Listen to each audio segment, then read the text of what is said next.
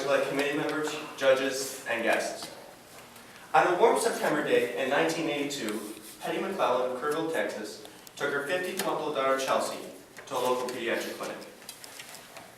She was expecting only a routine shot.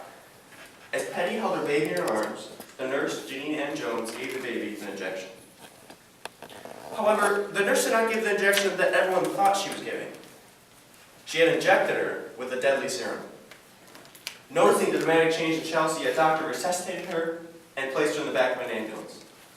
Somehow, in all the chaos, the nurse climbed into the back of the ambulance and delivered one last fatal shot to the 50-month-old Chelsea. From 1977 to 1982, Janine Ann Jones, the nurse who killed Chelsea, was said to have killed anywhere between 11 and 46 babies. She injected these babies with the poison in hopes of resuscitating them and looking like a hero. She was sentenced to 99 years in prison on one charge and 60 on another. But because of a loophole in Texas law, she is ready to be released on parole in 2018.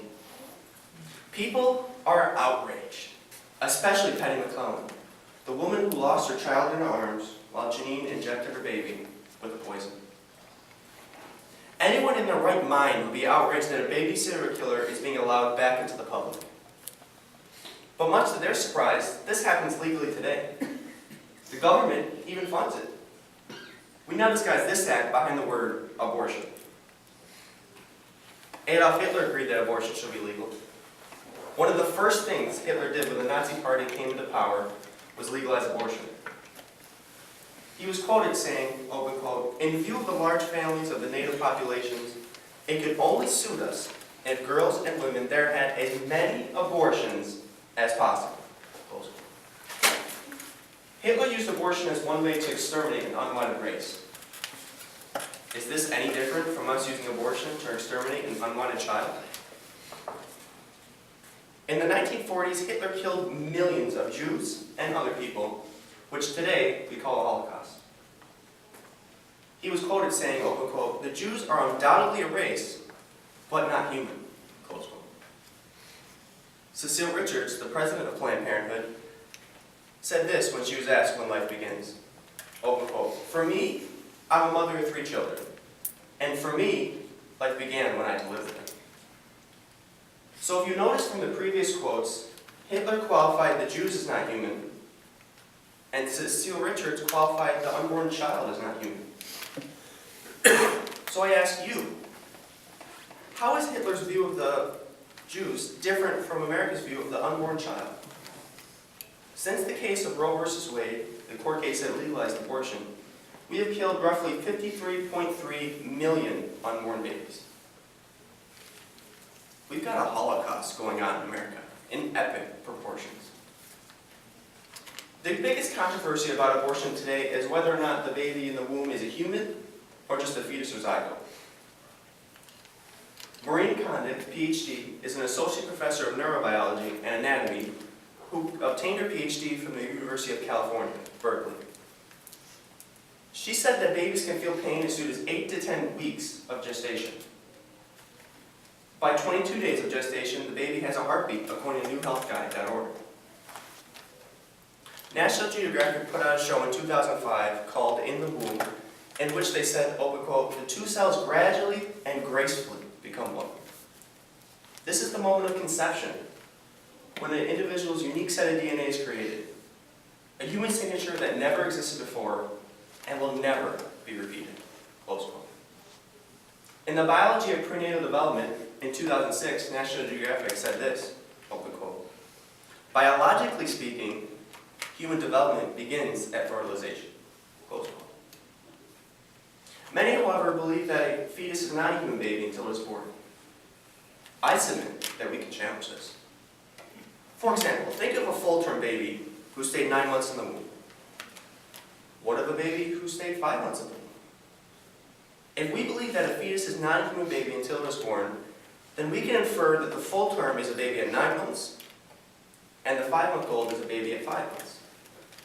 We can also infer that the full term is not a baby at 5 months, whereas the preemie is a baby at 5 months. But how can this be true? How can a baby in utero at 5 months of development not be classified as a human baby, whereas a baby outside of the womb at 5 months of development is classified as a human baby? Both examples are at the same stage of development, just in different settings. Yet one is worthy of life and the other isn't. The preemie example is a real story. The New York Daily News reported a baby being born 4 months premature.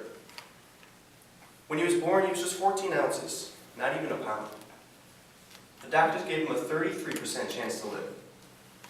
After 6 months in the hospital, his parents were able to take him home. When you think about it, there are only 4 differences between an unborn child and a born child: size, level of development, environment, and degree of dependency. If we look at size, a newborn baby isn't any less human than an adult. So why would an unborn child be any less human than a born child? Considering level of development, an autistic child or mentally challenged child is less developed than a normal child, but still just as human. Looking at environment, a person in space isn't any less human than a person on Earth. So why would a child inside the womb be any less human than a child outside the womb? And finally, considering degree of dependency. A baby's reliance on his or her mother for food doesn't make it less human than a self-sufficient adult. None of these differences matter when determining the right to live. Yet, many have made the decision to abort rather than to put up for adoption. Numerous influential people were adopted, one of them being the former CEO of Apple. Currently, Apple employs more than 300,000 people and has made billions and billions of dollars just last year. Who was behind all this? That man would be Steve Jobs. In 1955, Steve Jobs was born to unmarried parents. Shortly after birth, he was put up for adoption. Paul and Claire Jobs adopted him. So what would have happened if Steve's mother aborted him? Think about where technology would be today without Steve Jobs and Apple. Do you think one of the 53.3 million babies could have grown to cure cancer, AIDS, diabetes? Do you think one of them could have grown to discover a new energy source?